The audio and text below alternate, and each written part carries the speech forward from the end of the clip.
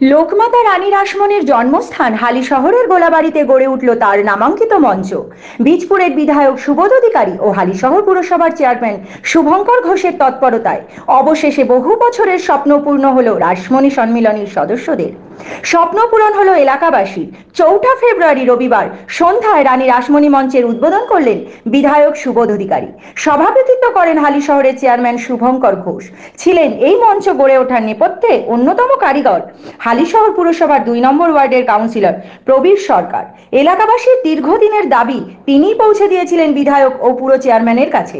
এছাড়াও উপস্থিত ছিলেন হালিশহর শিল্প সাংস্কৃতিক ফাউন্ডেশনের কর্ণধার তথা হালিশহর পুরসভার কাউন্সিলর বিশ্বজিৎ পাল, রাসমণি সম্মেলনীর কর্মকর্তা সদস্য সহ বহু বিশিষ্টজনেরা। দেখে নেব আমরা সেই প্রতিবেদন। আমি হালিশহর পৌরসভার চেয়ারম্যান শুভঙ্কর ঘোষের সহ সকলকে আমি ধন্যবাদ জানাই। সাথে সাথে কর্মিকা এই ওয়ার্ডের পৌরপিতা, সঙ্গে সঙ্গে এলাকার শুধু নাগরিকবৃন্দ জানাই, তারাও সেই সহযোগিতা করেছেন। কেননা নিজের একটা হৃদয় থেকে একটা ইচ্ছা থাকা দরকার। তো এখানকার যারা শুধু নাগরিকবৃন্দ রয়েছে তাদের খুবই ইচ্ছা। আমি দেখছি অনেক কালচারাল ছেলেমেয়েরা রয়েছে। একটা মঞ্চ হলো, ওই মঞ্চতে যাদের কালচারাল সাংস্কৃতিক তারা আরও উৎসাহ পাবে।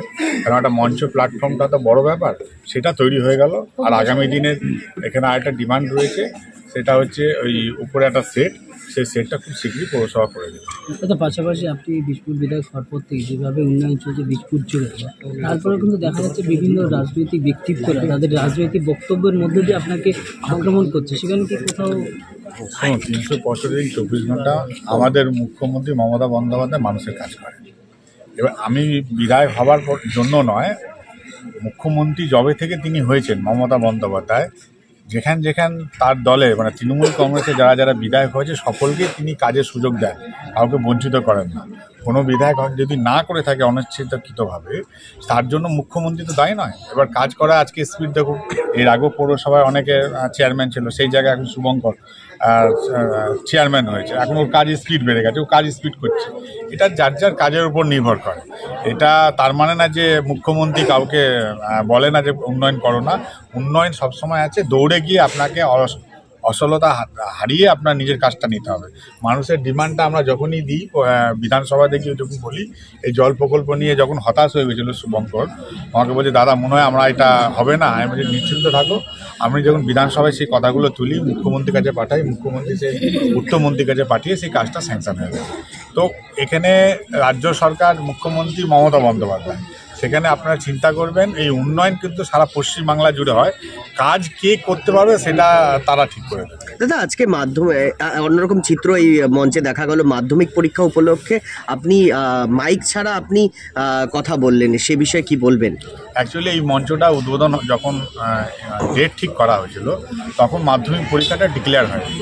তার আগে যেহেতু ডেটটা ঠিক করে ফেলেছিল বলে ওনারা জানতেন না, সেই জায়গায় ডেটটা ফিক্স ছিল আগে, পরে মাধ্যমিক ডিক্লেয়ার হওয়াতে এই জন্য মাইকে বলা হলো না। এই জন্য আমি উদ্বোধনটা আমরা করে দিলাম, কারণ যেহেতু ডেটটা ফিক্স ছিল। মঞ্চের এখানকার লোকের আবেদন ছিল যে তাদের একটা ছাদের প্রয়োজন, সেটাও আপনি আশা দিলেন করে দেওয়ার জন্য, সে বিষয়ে কি বলবেন? সেটা বিষয়ে কিছু বলার নেই। উপরে একটা ছাদ হয়ে গেলে জল বৃষ্টি ঝড় অনেক কিছু তো হয়, সেই জায়গাটা মানে অসুবিধা হবে না। প্রোগ্রাম কোনো অনুষ্ঠান যদি হয়, যদি ওপরটা ছাদ না থাকে তাহলে বৃষ্টি জল পড়তে পারে। অবশ্যই ছাদটা থাকলে বৃষ্টি জল পড়বে না। শুভ সূচনা বলতে বিধায়ক সাহেব কথা দিয়ে গেছিলেন 21-এর, এবং আমি এটা শেষ হওয়ার পরে বলতে পারি বিধায়ক সাহেবের যে কটা কমিটমেন্ট ছিল 2021-এর নির্বাচনের আগে লাস্ট বাকি ছিল, ডেট এর আগে হয়ে গেছিল, লাস্ট বাকি ছিল 100% হালিশহর পৌরসভা কমপ্লিট করতে। আর কি পেতে বহুদিন আগে থেকে এখানে এই মঞ্চটার আবেদন ছিল, কিন্তু আপনি চেয়ারম্যান হওয়ার পর এটা সম্পূর্ণ হলো করতে পারে। বিধায়ক সাহেবের কথা দেওয়া কাজগুলোকে ফলো করছি, কারণ নির্বাচনের সময় বিধায়ক সাহেব যেগুলো ছিলেন তখন কারণ প্রচারে আমরাও ছিলাম, এবং কথা দিয়ে কথা রাখাটা, মানুষের কাছে পৌঁছে দেওয়াটা বিধায়ক সাহেব বলেছিলেন যে যে কটা কথা দেওয়া ছিল সেই কাজগুলো আগে শেষ করতে। এবং হালিশহর পৌরসভা বর্তমানে যেমন লাইটের কাজও হচ্ছে, জলের কাজও হচ্ছে, রাস্তাঘাটও হচ্ছে, তার সঙ্গে সঙ্গে বিউটিফিকেশানও হচ্ছে। মিউনিসিপ্যালিটির কাছে মানুষের যেগুলো ডিমান্ড থাকে সব প্যারালালি চালানোর চেষ্টা করা হচ্ছে। আশা করছি এটা লাস্ট বাকি ছিল আমাদের, তাই তো বুঝতে আগামী বাকি ছিল 100% কমপ্লিট। আগামী দিনে কি পেতে চলেছে হালিশহর পৌরসভা? এখন যখন হবে আপনাদেরকে জানিয়ে দেবো, বাকিগুলো থাক। সম্পূর্ণটা কৃতিত্ব হচ্ছে কি আমাদের বিধায়ক আর আমাদের চেয়ারম্যানের, এবং আমাদের পৌরসভার যে টিম ওয়ার্ক সেই 23 জন কাউন্সিলরের। কতটা ভালো লাগছে আজকে? স্বাভাবিকভাবেই ভালো লাগবে। মানুষের কাজ করতে এসেছি আমরা, মানুষের আশীর্বাদ নিয়ে। মানুষের কাজ করতে পারলে আমাদের বিধায়কজি সবসময় যেটা বলেন যে মানুষের কাজ করো, আমাদের মুখ্যমন্ত্রী যেটা বলেন সেই কাজ করে নিজের ওয়ার্ডে এরকম একটা কাজ হয়েছে। এই অঞ্চলের মানুষের দীর্ঘদিনের চাহিদা মিটেছে, স্বাভাবিক কারণেই ভালো লাগছে। আজকে বিধায়ক চেয়ারম্যানকে একসাথে দুজনকেই ওয়ার্ডে এবং পাশে পেলেন, কি চাইবেন? না, চাওয়ার কিছু নেই, না চাওয়ার আগেই তো অনেক কিছু পেয়ে যাই আমরা। আমাদের আবারও বলছি আমি, আমাদের মাননীয় মুখ্যমন্ত্রী মমতা বন্দ্যোপাধ্যায় যে কথা বলেন সেম কথাটা আমাদের বিধায়ক বলেন, যে কোনো রং না দেখে, কোনো ধর্ম না দেখে, মানুষের আশীর্বাদে তোমরা সব জনপ্রতিনিধি হয়েছ, তাই মানুষের সাথে, মানুষের পাশে 365x24 থাকতে হবে এবং আমরা সেটাই চেষ্টা করি। শোভনলাল রাহার প্রতিবেদন এই কাল।